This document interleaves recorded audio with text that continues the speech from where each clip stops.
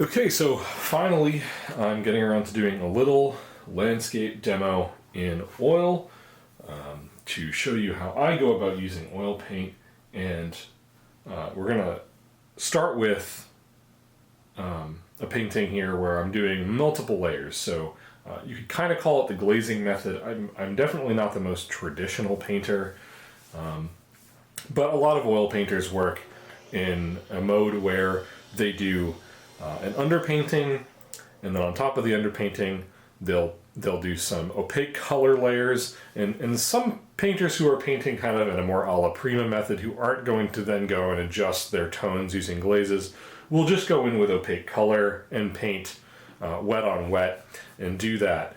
I'm going to do something that's a little bit more like traditional glazing, where I'm going to paint a value painting, and then on top of that I'm going to go and add transparent color layers to bring in the colors, but I actually don't do it in the most pure way. So traditionally artists paint something called a grisaille, which is a gray painting where you've got all your value in, and you do literally a black and white painting. Many artists will use a combination of ultramarine deep and burnt umber for that to make that gray, and you get some nice kind of, it's got a little bit more of a rich color tone than using a black.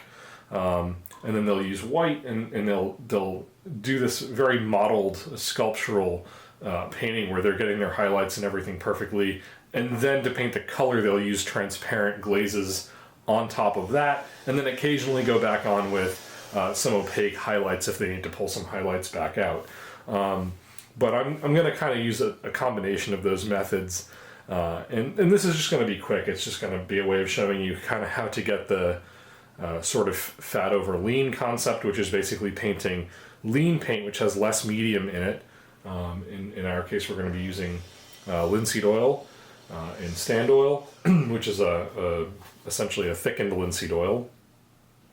And we're going to start by using some paint that's thinned out with spirits. So I'm going to stain the canvas using a bit of a wash. You could kind of consider it a wash. I know that you're used to watercolor.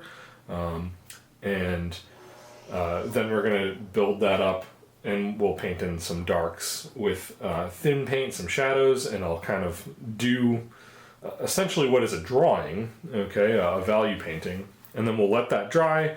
We'll come back, I'll start putting some opaques in, and then I'll start using a combination of kind of thinned shadow dark paints and some thicker highlights. So traditionally in oil painting, your highlights or your whites are painted more thickly, and your shadows are painted more thinly and more transparent. So the painting that we're going to be doing, I just decided to do this. I'm going to do a larger version of this. A friend of mine asked me if I would paint a large version of this photo from Maudslay, of this sort of hedgerow with looking down this hedgerow, in the middle, and there's a reflection in a puddle, and we've got this nice fall foliage at the end. So I'm going to do a 9x12 painting of this as a color study for a larger painting, and so I figured this would be a kind of a quick and easy one to do a video of. I apologize for the saw noises outside. There's some work being done in the neighborhood, and that's unfortunate, but I need some ventilation, so I did have to have the window open for this, at least to some degree. So what I've got here on my palette is I've got a little bit of transparent red oxide or transparent earth red, depending on which brand you get.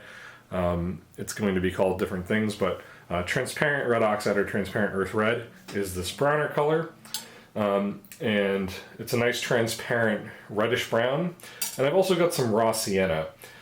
Typically, again, when you do an underpainting, if you're for a glazed painting, you're going to use a grisaille, so you're going to paint with gray, so a value scale from black to white, and all that. But a lot of times, especially landscape artists and actually a lot of portrait artists too, will use a complementary color or a color that they want to shine through in some way. So I've chosen to kind of use this warmer thing, this warmer color combination, and I'm going to paint over everything with that. And then if areas show through, now it's hard to see because the white balance on the camera may not match up properly with this digital monitor display. There's a lot of warm tones even in the shadows here.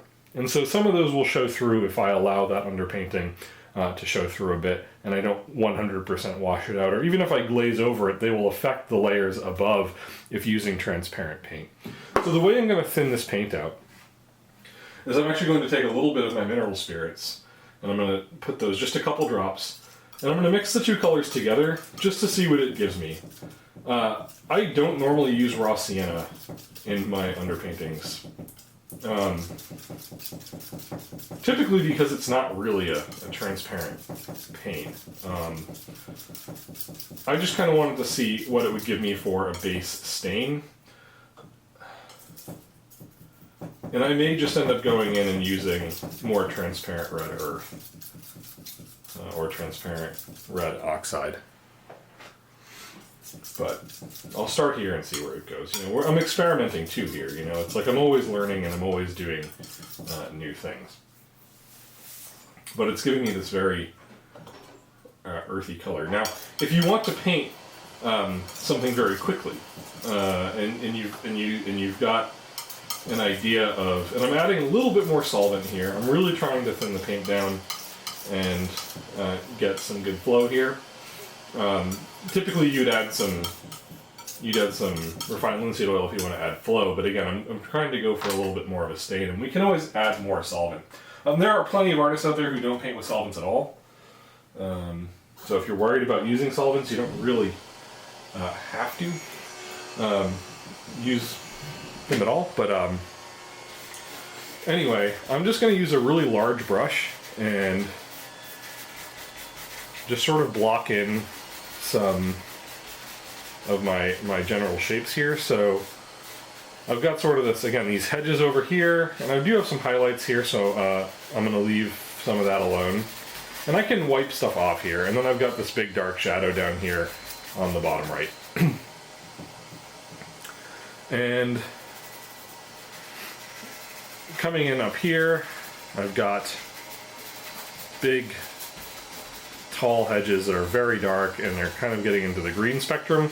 Another nice thing to think about when you're choosing an underpainting color is to go for something that is complementary to colors in the scene. So in my case, I'm choosing something where if I paint over where those trees are kind of glowing through, you know, if I stain that, okay, so if I, again, come in here really light, I really thin this paint out a lot, and I just kind of, man, that's saw.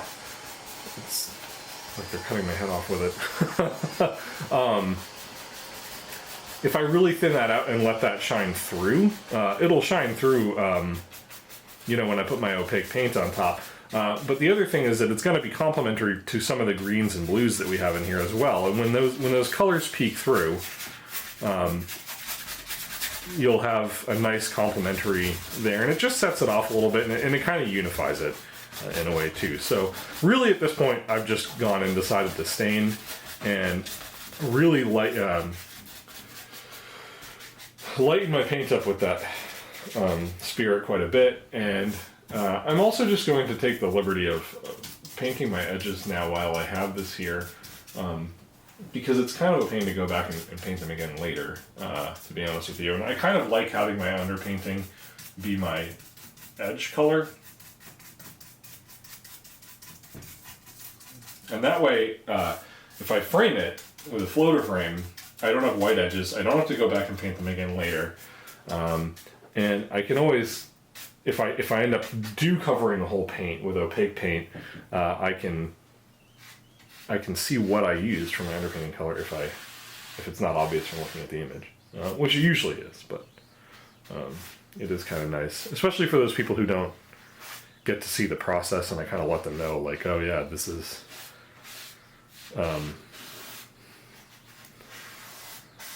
This is the painting or this is the underpainting color, and then they'll be like, oh cool, and then they kind of see it, you know, they can see it kind of peeking through. So right now I'm just kind of placing in in a general way these trees, okay, the trunks of the trees there, and I'll go back in again, and I will, you know, obviously at some point do a little bit more detail and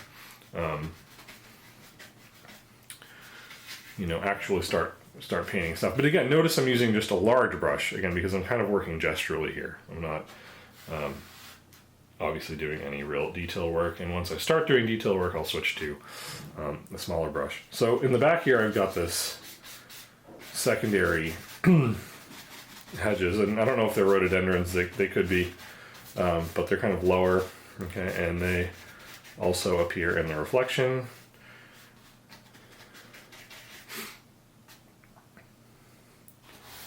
This comes down further.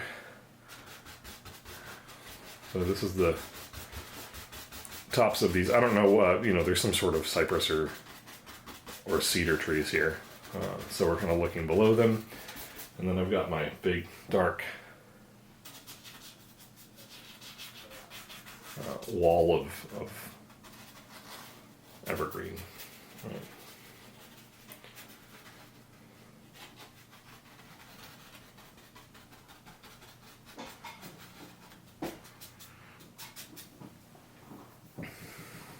And same on this side, and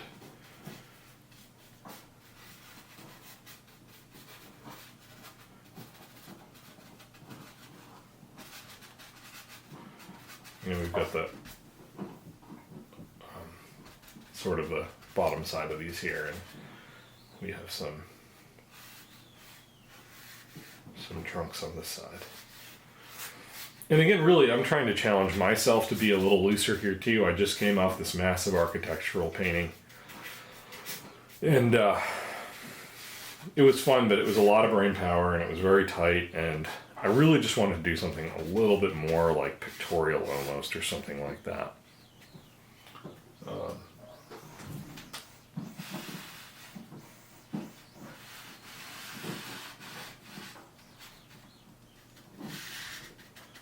And, you know, there's a break in the reflection here. I can see the edge of the puddle.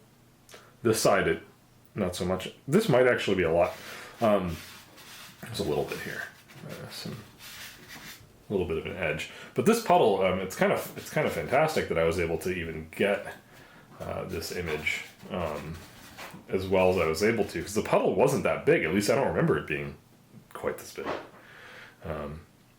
And these are actually very dark. These tree trunks here, they're against the sky, and there's a whole series of them.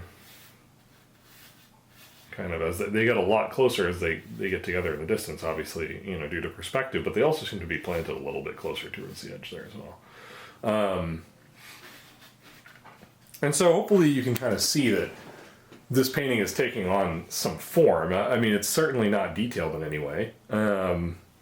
But we're not quite there yet. And of course we also need to do the reflection of the undersides of these trees here. So, you know, I'm looking at the reflection, I'm looking at where things are, and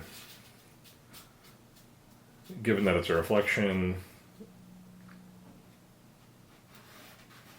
you know, obviously I don't have to get super detailed, but it is a still puddle, so it will have some detail down there.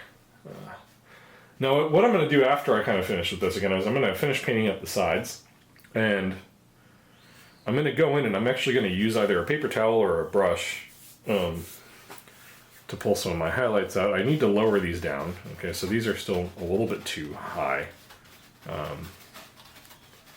Just kind of looking at this. I really you want to get your composition right here, because it's really hard to fix. Especially if you're doing the glazing method later, it'll start to look obvious.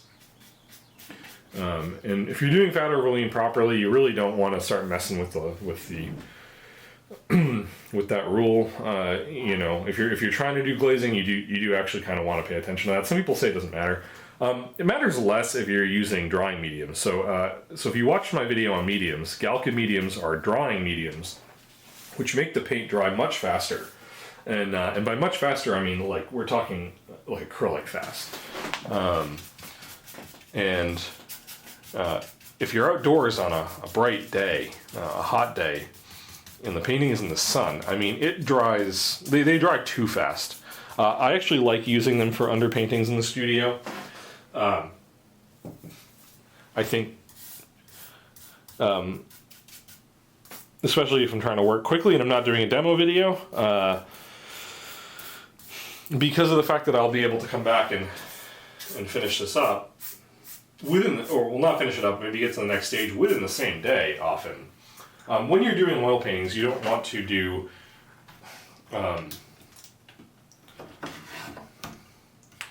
when you're doing oil paintings, you don't want to let the painting dry 100% before doing the next layer.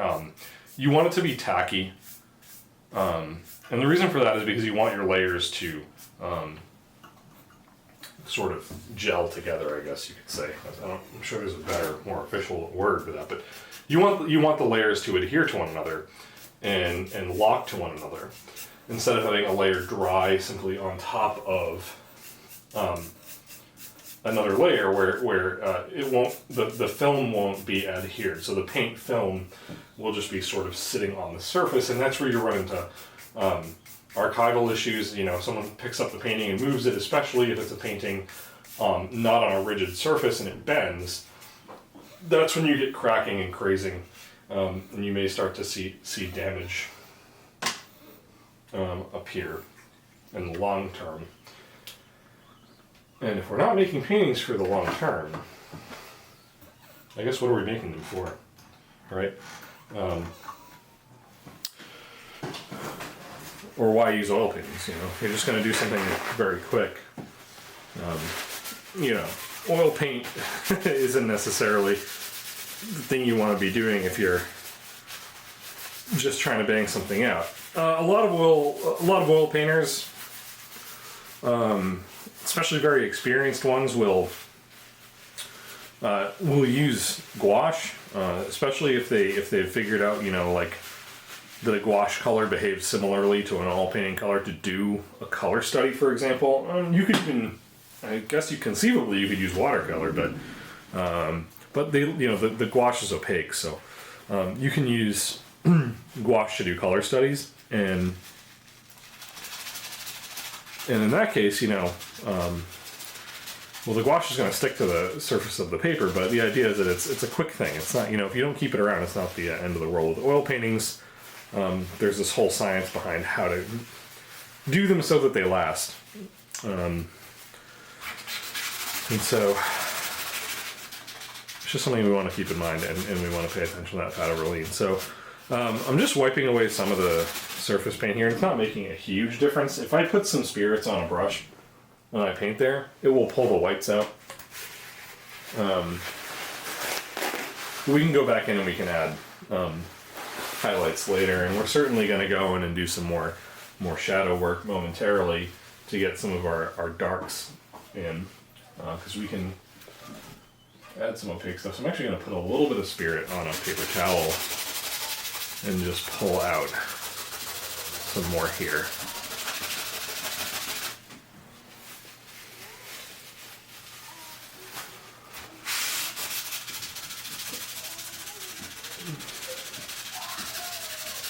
Because I do like to use, almost like watercolor, a little bit of that natural glow from the canvas itself, as opposed to having to just paint over highlights. Oops. Man, that's nice. And I did just hear my son come home, so he is actually here now, which means I have to pause this video and I have to go help him. See what my palette looks like. So this is the thinned out raw sienna and transparent earth red. As you can see, it's the same color here. And what I've done here is I've just put down some transparent earth red by itself. Mostly because I'm not ready to start mixing in any ultramarine to get my really dark values yet, and I'm just trying to keep it within within the reds at this point. So, and eventually I will mix some ultramarine in and maybe some other umber colors to make real shadows. And now I'm just kind of going to be doing a little bit more fine-tune sort of drawing or painting where I'm actually going to start looking at, specific objects that are darker and painting in a little bit more detail. So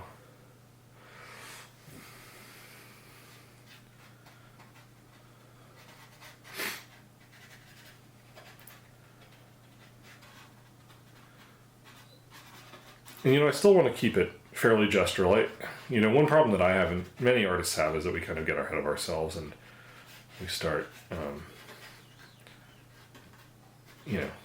just painting a little bit too much, and we forget to really look at our drawing, and then you can't really go back, as I said earlier. I mean, you can wipe things clean, sure. I mean, way more forgiving than watercolor. You're not going to have to start over the whole piece, but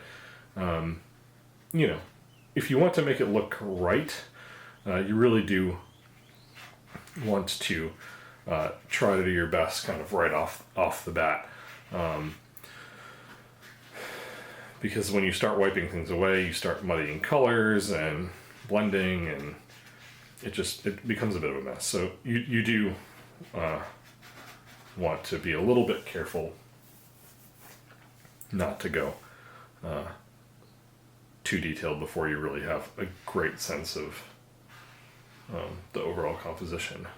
And I'm noticing here that we have this, a little bit of it's not perfectly straight across, right? We've got a bit of a perspective here, and on this side there's kind of I wouldn't really call it a berm, but I guess for lack of a better word, it's a bit of a berm. It kind of rises up where these trees meet the ground, and their roots kind of push up the soil, and there's some mulch.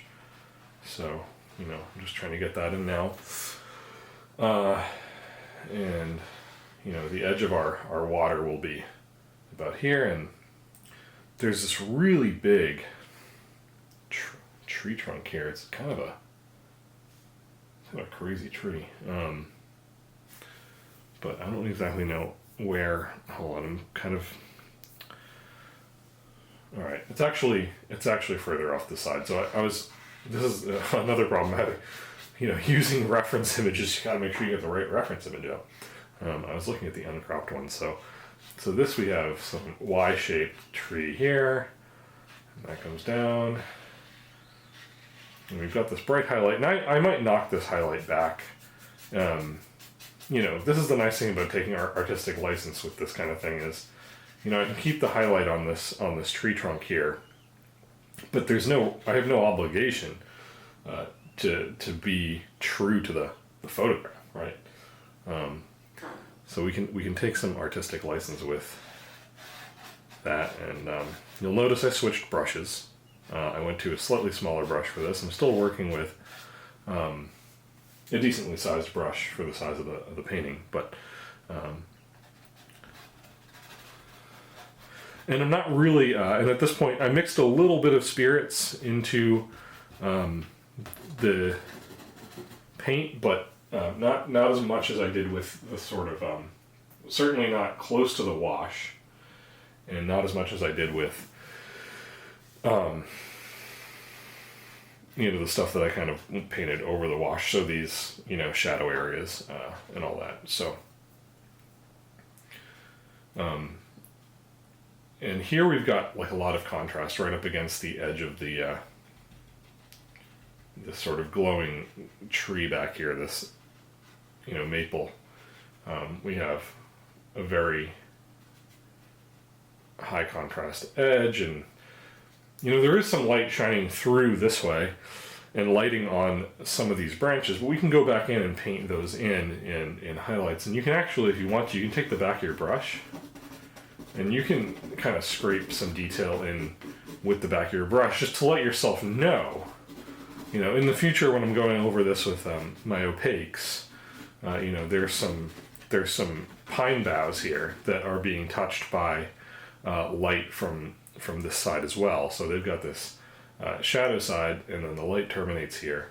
But they've got this kind of very interesting light. So this is kind of our little pine bough edge, and I'm kind of just feeling this out to see, what looks good in terms of mark making in an early way, just to kind of see how I'm going to progress with this.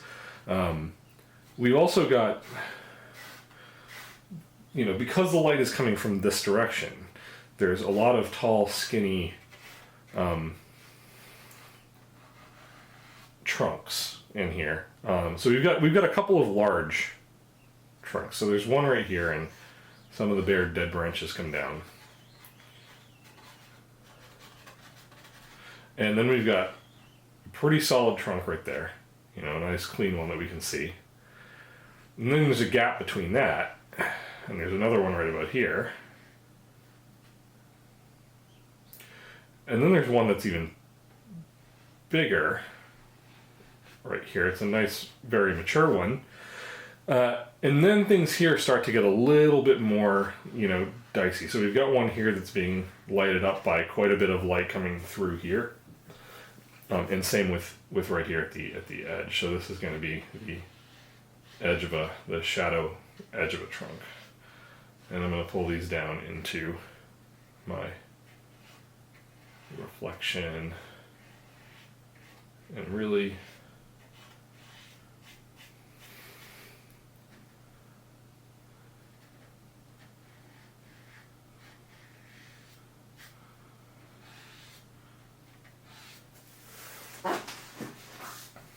that's looking okay. And again, we are going to have to go over some of this later, and I may take a smaller brush to this and glaze, but I can use a brush I can use the same brush, and I can use the edge of it where it's a little bit cleaner and not loaded, and I can pull out some of these low branch textures and then use the tip loaded with paint to reintroduce some branches, right?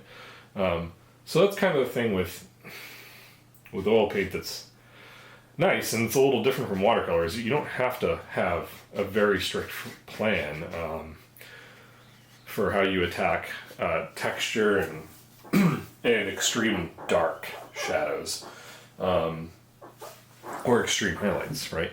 Because you can push paint around, and you really can just kind of push paint around. So I can come back here and I can make that look a little rounder, okay, instead of having such a hard edge.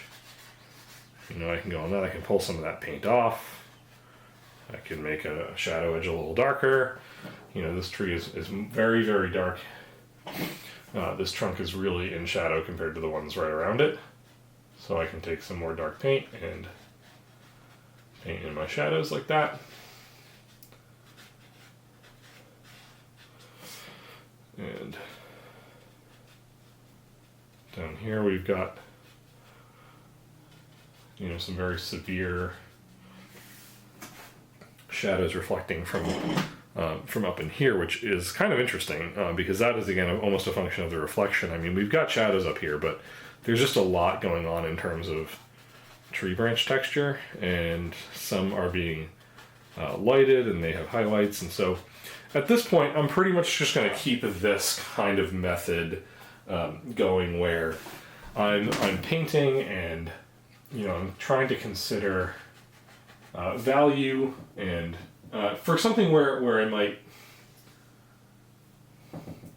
actually want kind of a mid-value, I might go back and mix in some raw sienna to paint something that isn't quite so dark. So maybe I'll pull some of that sienna out, because there's some greens that I think which are more of a mid-green, a bright green as opposed to a really dark green, which are back in here. And maybe what I'll do is I'll sort of render those by painting this raw sienna in there instead, which will allow me to then yeah, really, that's also just too dark. I mean, at that point, maybe I'll just have to go in with greens later and paint it in as its own thing when I'm doing opaque paint. That's probably the best thing to do. We've got this sort of And you see, well, we all make mistakes, and we learn from them, hopefully. So we've got this sort of a little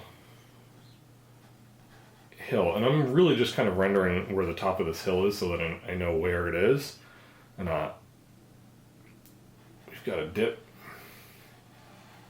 where there's a path, and on this side of that path we've got what appear to be rhododendrons, or some other evergreens, and that's, you know, this that I've done here. And then here we have blue sky up above. So there's rhododendrons back in here. Just, you know, putting these here for the sake of, and we can't really see a lot of these because there's just a whole mess of branches. So I might take a brush and kind of scratch in some darker branches later on down here in the understory, kind of that obscure these. But we've got blue sky that's poking through here. There's these columns of blue sky, and this actually should be a little lower. So I'm going to bring this down more like that. And then we've got this tree trunk.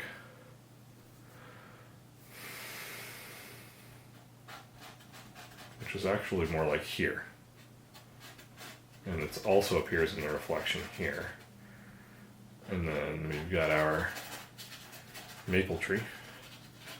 I'm just going to put a little bit of modeling here just to represent some of the darker values in the maple tree branches, some of the reds that you see. And so this is just a very tall maple tree, and there's some shadows further up in the branches, and where some of the light isn't poking through quite as well, and you know the leaves are very dense and they're creating reds. And then this trunk, you can see it up to here, but I think beyond this, it branches off and separates and turns into just smaller branches, and we kind of have, you know, orange leaves and yellow leaves interspersed with bits of the sky. And we actually have, if we want to be accurate, we do have a couple of people. Yikes. Almost dropping stuff. We do have a couple of people who are located in the painting, and I don't normally include people in my paintings, but they're kind of compositionally interesting. So I'm just going to take this little brush, and I'm going to make sure it's clean, because it actually wasn't perfectly clean, and I'm going to put some spirits on it, and I'm going to pull away.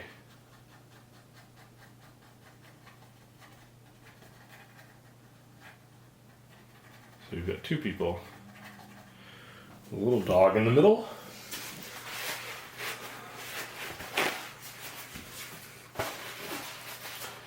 and I'm actually going to see if I can use the back of the brush just to clear off some of that paint a little bit more, and maybe even dab it. There we go, with a paper towel. And down here I can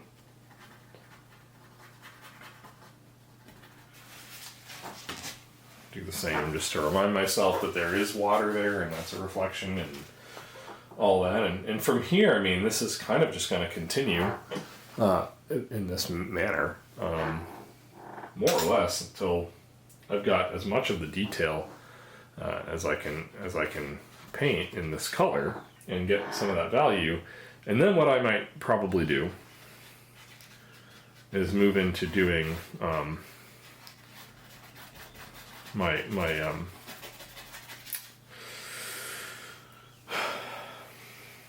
trying to decide. I guess really what I would probably do is start with my highlights. So after I'm done doing this, I'm actually not gonna well, there's two things I could do. So I could keep painting with darks, so I could mix up a neutral darker color. So by introducing ultramarine blue to my transparent earth red, I could create a dark gray a dark brownish gray if I wanted to make it more brown, or I could do a dark cool gray. I could also use an umber, so I could use burnt umber if I wanted to make it kind of neutral, or I could use raw umber to make it cooler. And I could start laying in some areas with real darks, which is one option. Or I could start with my highlights. And what I could do is I could mix the blue for the sky. And I might do this because what I could do is mix the blue for the sky, and I could put in, and I could start laying in my highlight colors. So down here and in here, the blues. And I'd probably use some of those blues on the little cluster of people here with their dog, as well. And, you know, as well as up in here in the tree. All right. And then I could maybe even introduce some of the oranges. I could mix a white with some cadmium or something, and start to mix yellows and stuff like that to get opaque yellows, and start putting those in. And then I could just take ultramarine blue, and if I had straight up ultramarine blue, or maybe cut with a little bit of umber to take down the chroma, I could then glaze that over the shadows here, and it would knock it back. So really what I want to do at this point is I do kind of want to keep working on my detail, and when I do my opaques and when I do my highlights, I could even take a fine brush and highlight some of the branches here that are being hit by light. And I will also post an image. I'll also put in the video, or alongside it or something, an image of what I'm actually painting, so you can see that. So for the rest of this underpainting, I think what I'm going to do is I'm going to go into time lapse, because I don't really think you need to watch it live. I think you got the point. I'm just going to keep using these two paint colors, primarily the at this point transparent earth red. Now that I've got my stain on my canvas, was really what I was looking for when I was using the raw sienna, was that nice kind of yellowy orange glow. And I'm going to keep painting. So there you have it. I'm going to turn this. I'm going to stop this recording. I'm going to throw it on time lapse, and then we'll have a time lapse of the rest of this.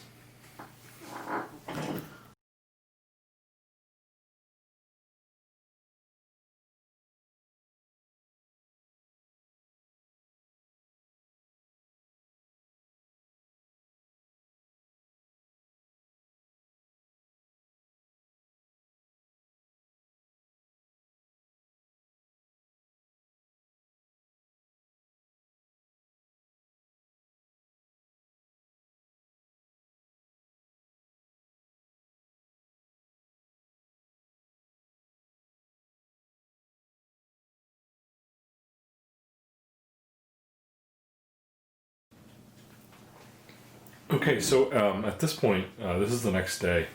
This is still wet because I didn't use any sort of drying medium like Galkid medium.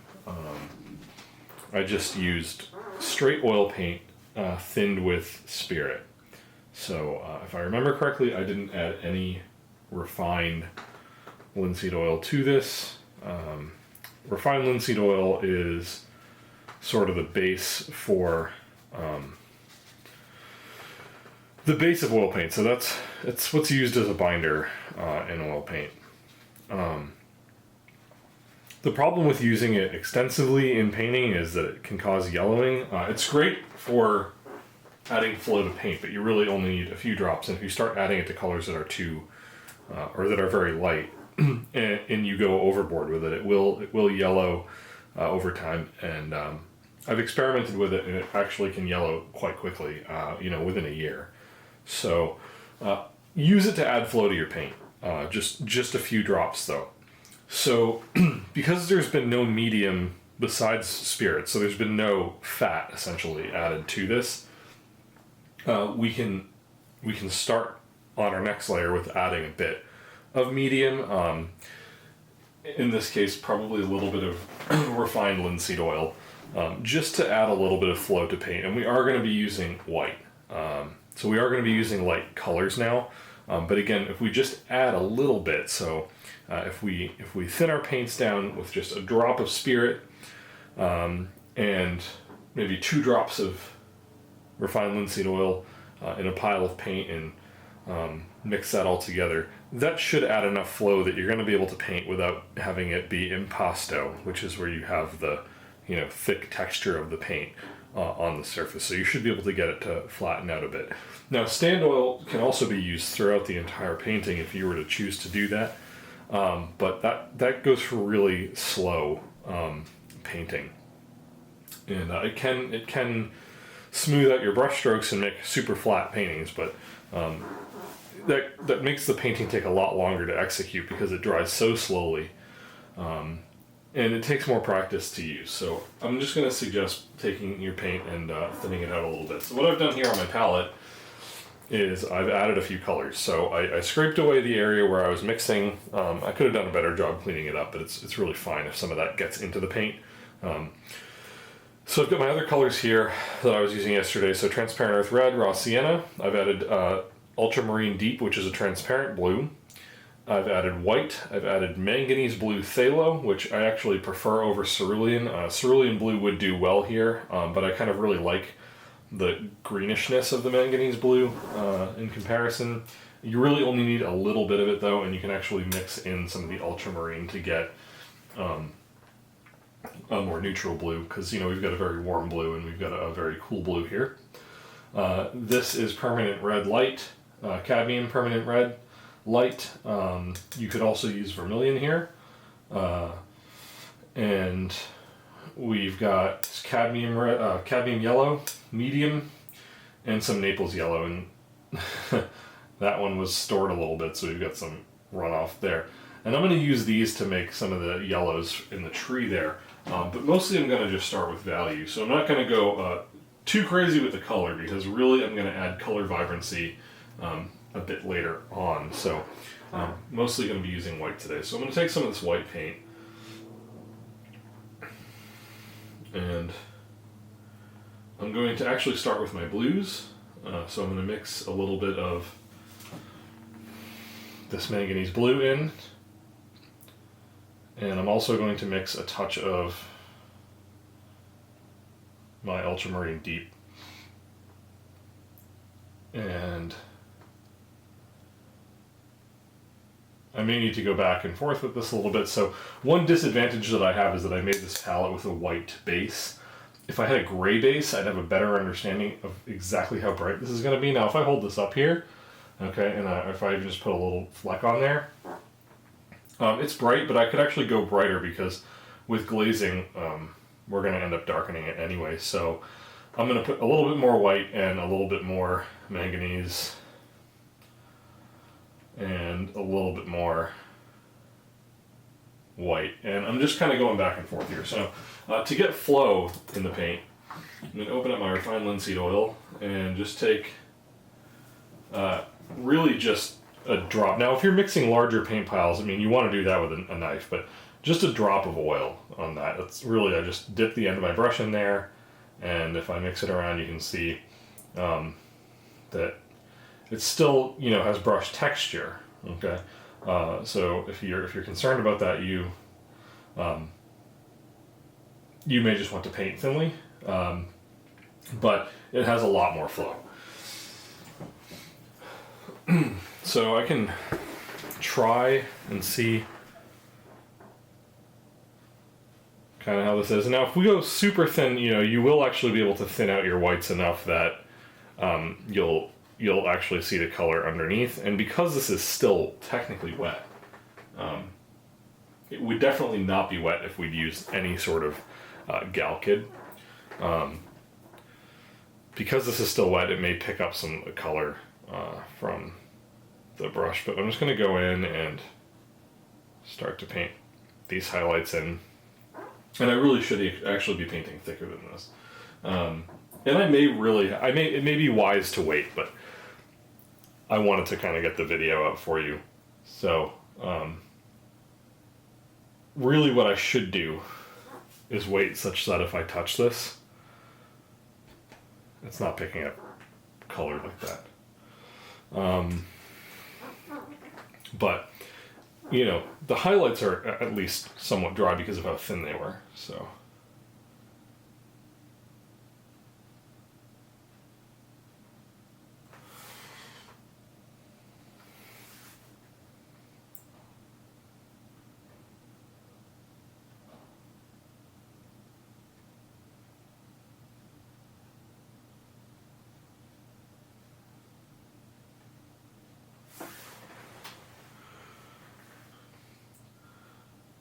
So I'm trying to be very judicious with this linseed oil, so as I'm adding more paint to this pile, I'm kind of going back and just remixing this pile over and over again as I need more to keep the thickness correct. I am adding little touches of linseed oil, but again, because I'm painting light highlights, I really don't want to use too much of it. And if we do go over an edge or there's something, you know, you kind of, let's say you go, like I kind of went over the edge of that tree trunk a little bit. Well, I could just kind of fudge my drawing. So that's one way of dealing with it. But the other thing I can do is later on I can just go back and paint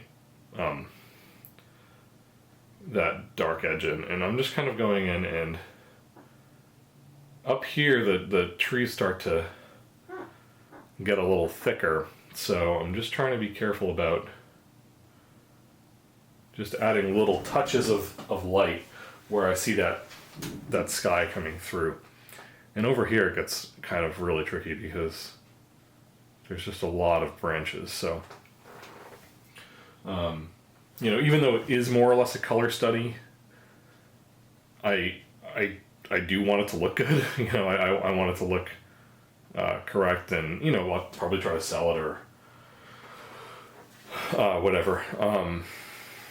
And if not, certainly it'll become a gift for somebody. And so I want it to look good, you know. But with the color study stuff, I'm not, you know, you don't have to be too careful.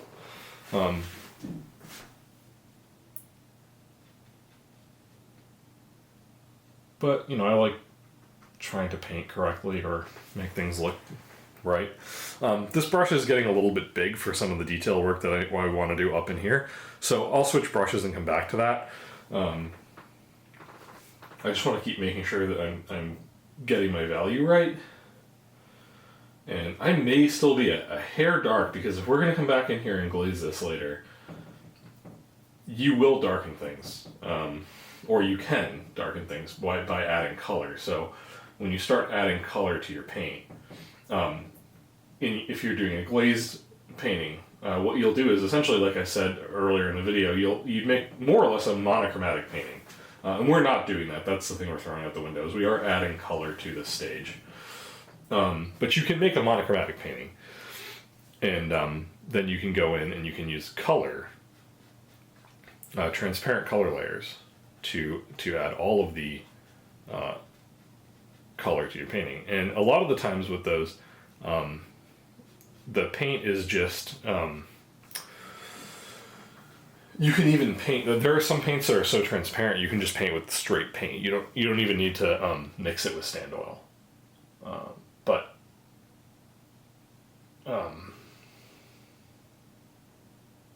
the stand oil will flatten out your brush strokes and will allow you to paint a thicker paint film. Because if you try to use regular old, not regular old paint, but if you just try to use regular paint without any medium in it, you kind of almost have to scumble it on, and it becomes super thin. And I don't know, you may not want to use that. You may want your paint to have a little bit more flow to it, or a little bit more thickness while remaining transparent. Yeah. I'm getting a little bit too, this brush, I need to be a little more careful. So here, as I get closer to these trees, okay, there are some tree branches coming down that are, there's a tree here that the right side of my brush is against as a tree trunk, and it has some branches. And so we're going to leave this underpainting color to represent some of those branches. So those yellows and reds and stuff, I kind of put those on my palette almost as just to have them there if I need them.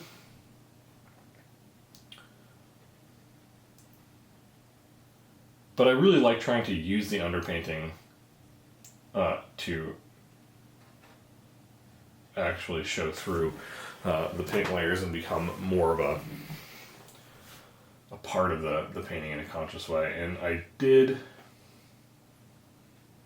kind of mess up here a little bit in that, again, there were some smaller branches here, but I can always kind of go back in with those, and they are dark, so I can actually kind of glaze those back in when I'm doing my shadows. They're kind of more of an umber color. It's like little tiny branches, and again, I'm looking at like super detailed parts of this picture. Now up here there's more blue, so as we get closer to the sky, or you know, the top part of the sky, since this technically is also the sky, but as we get closer to the top part of the canvas, the trees thin out up here, as they tend to when they reach nice and high, and so up here we start to see that there's some blue showing through up here. And so I'm actually just going to go in and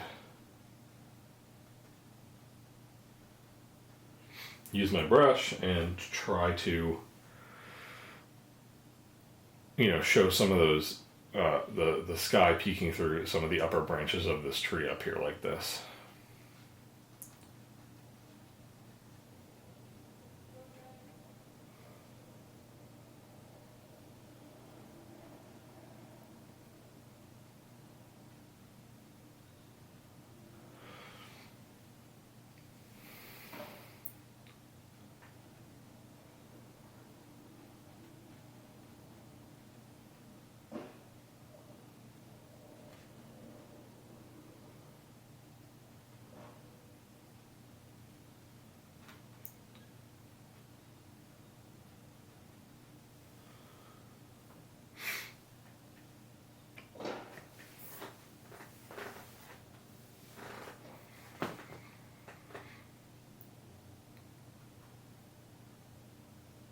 There's some up here closer to some of the tree trunks up in this, up in these evergreens. You know, these are some of the spots I was mentioning that might be a little too small for my brush, but I'm going to put some of the bigger ones in just to remind me that they're up here, as just kind of markers, and I'll come back with a detailed brush and actually put in those spots up there.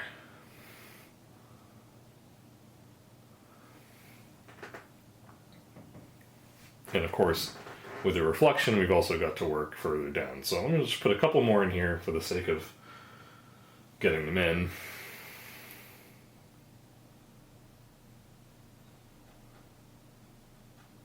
And some of these need to be a bit more detailed than I'm willing to go with this brush. So I'm going to come down here now, and this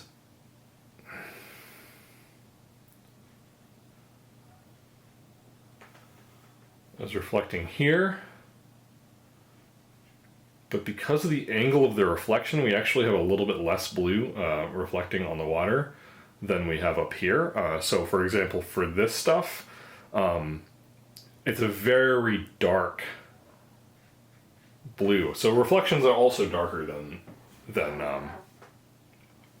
the actual light.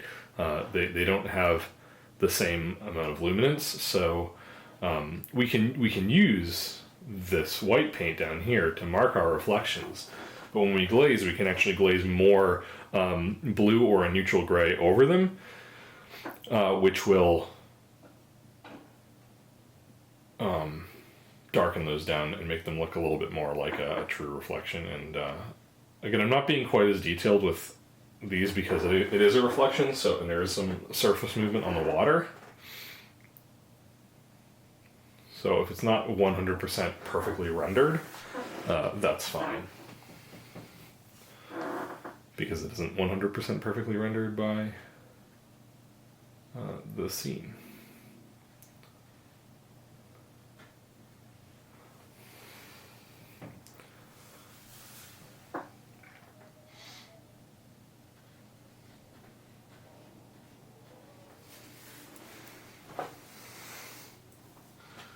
also not really worried about whether I get so much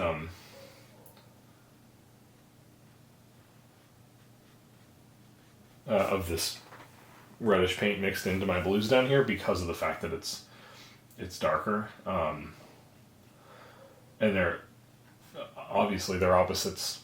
Okay, so they're complementary colors, as you know, and so that's they would just kind of neutralize and create a little bit of a gray anyway. So if that were to happen, it's not going to be the end of the world. In terms of, you know, it may make it greenish, but it's it is what it is.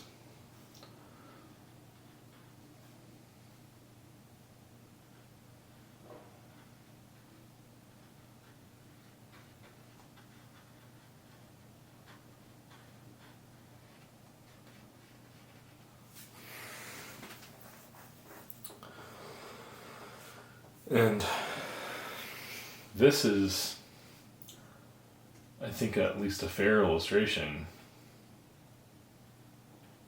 so far of the first stages of your painting, where you're creating a more or less monochromatic painting. In this case, I guess dichromatic, because we've got orange and blue.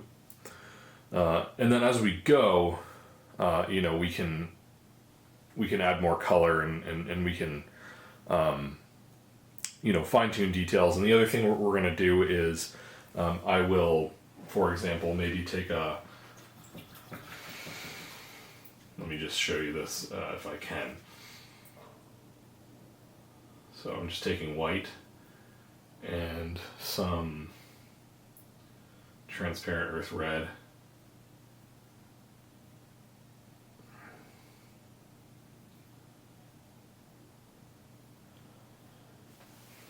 And what I've done here is I've made a little,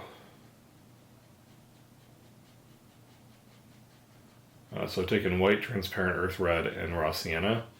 And what you can do is we can start to render in some of the highlights on these tree trunks. You know, light coming through branches, just kind of hitting these trees. As much or as little as we want to. I really like the sort of watercolor aspect of it, where, you know, you're creating those highlights by actually just leaving the natural surface to show through. But you know, it isn't always the most traditional way of doing it, but it works. So if you prefer that, you can do that too. I just figured I'd show you that you can also go in and kind of mix some medium tones here, you know, your midtones, and put some of those in. So again, they're still kind of highlights, but they're middle tones, and these will get knocked back with glazes eventually, because we'll probably end up glazing over, you know, all of the shadow stuff here, including these tree trunks. But you can add some opacity to them so that they have something to reflect through the paint with, because the thing about glazing is that it's always about refraction, and light shining through various layers of paint and reflecting off what's underneath and creating a sense of sort of depth via refraction. And that it's kind of like the way a varnish works. So, you know, when you have a piece of wood or a painting that is unvarnished, okay, it looks dull. So if you look at a fresh cut piece of wood that doesn't have any varnish on it,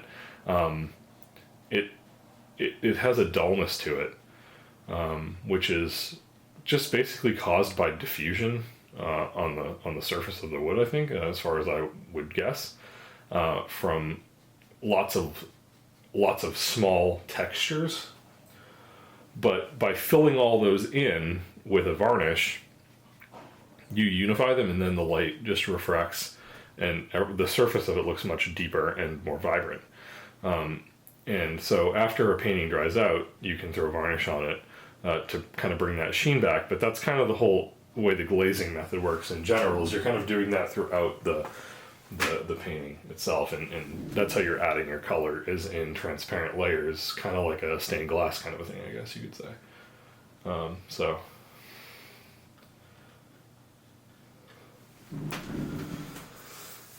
So what I'm going to do is, now that you've kind of seen this,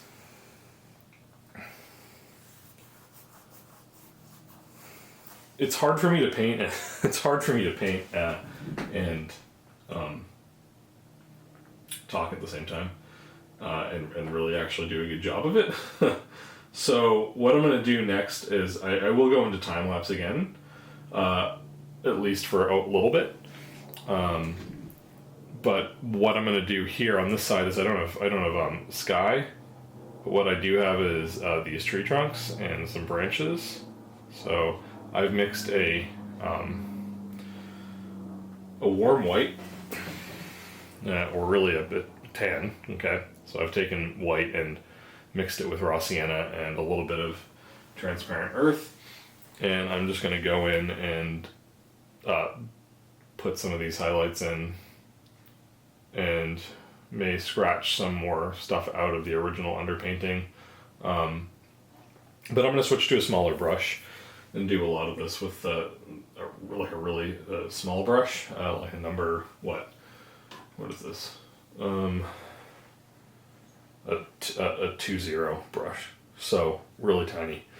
And I'll add some of those highlights in on this side, you know, where they're hitting the tree trunks here. There's light kind of streaming through and hitting tree trunks down here. So you'll just kind of see me adding highlights in where I want to have those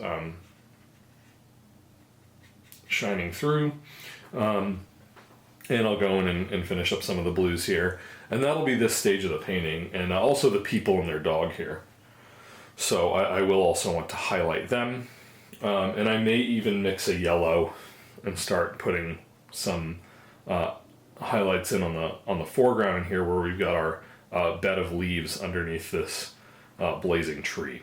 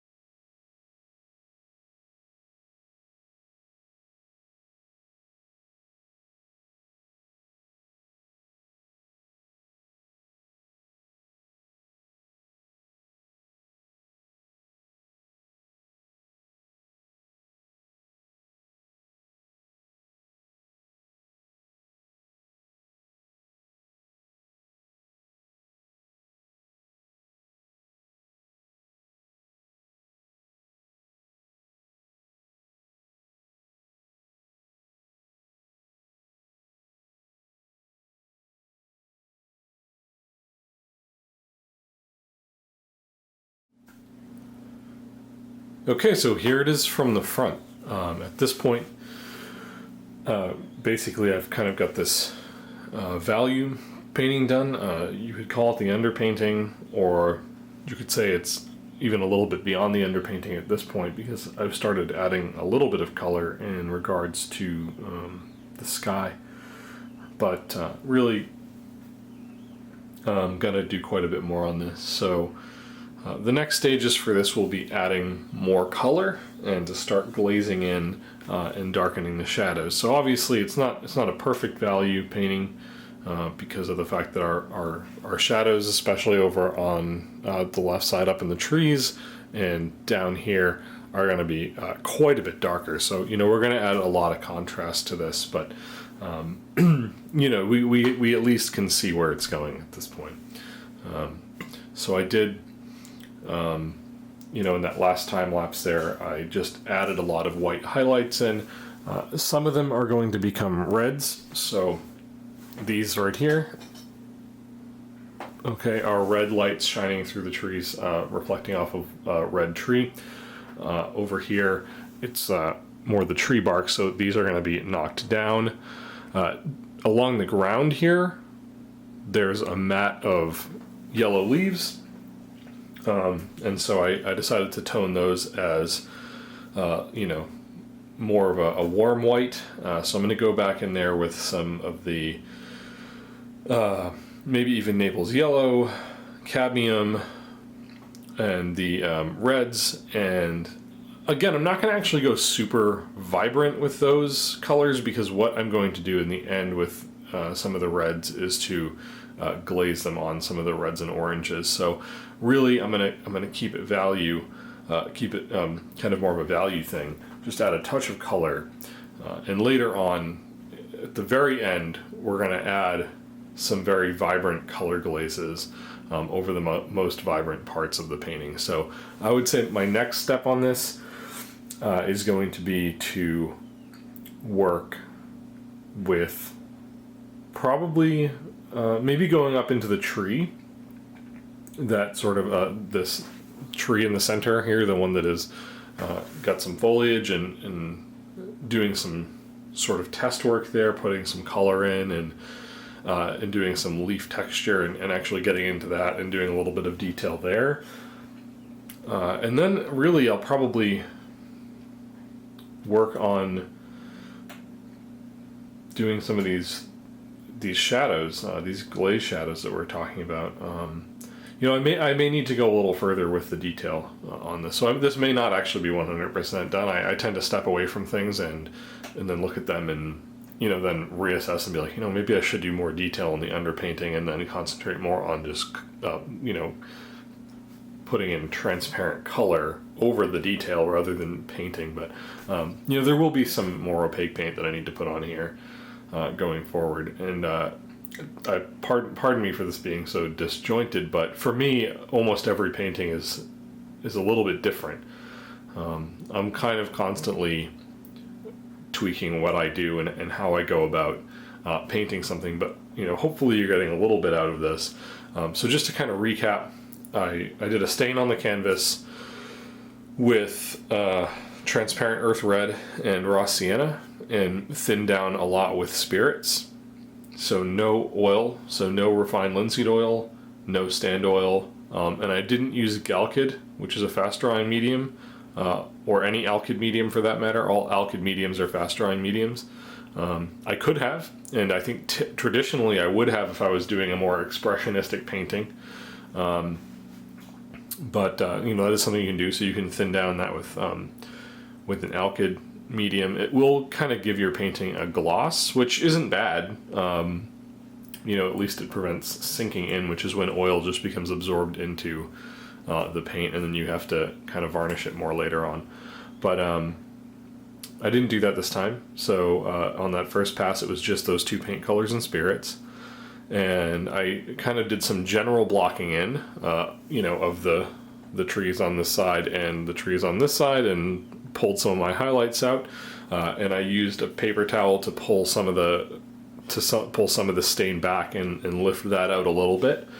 And then from there, I just kind of got more detailed. So I put down more transparent red oxide as opposed to using more of the sienna. And I used basically straight transparent red oxide to start putting in some of my shadow details over here and over here. And then I began to paint in with opaque paint. So I mixed my light blue out of titanium white and ultramarine blue, and in this case manganese blue phthalo. I could have used cerulean blue there, but I decided not to. I kind of like the vibrance of the manganese blue instead of the cerulean blue, which tends to get a little duller or something. And then I went and mixed a warm white, that sort of beige color that you see in the rest, so in the highlight detail over here and on the ground, and went through and started putting in little branches and other details. So there are some branches up in here where are being hit by light coming through trees on this side, and over in here there's some of those as well, and up here, and those will just be there to again, kind of add some dimension to the trees. And also I worked on the trunks of the trees a little bit here similarly. So I did mix a little bit of a mid-tone there. And of course the people and the dog standing there in the kind of center bottom right, the reflecting. And so, you know, I will try to render them as carefully as possible, but the color work on here is really where things get fun. You know, we're really laying out our painting, and you know, it can kind of look ugly. It can go into what we call like the teenager stage, starting to do that. I mean, it looks pretty cool right now, but as we start adding color, Holly and I call it the teenager stage, where the painting is like, you know, it's only half finished, and it doesn't look so pretty. So the next part is where it starts to get dicey, and I may make some decisions on the fly, and I'll try to keep you informed as to what I'm doing and offer you my perspective as I'm painting in the next video.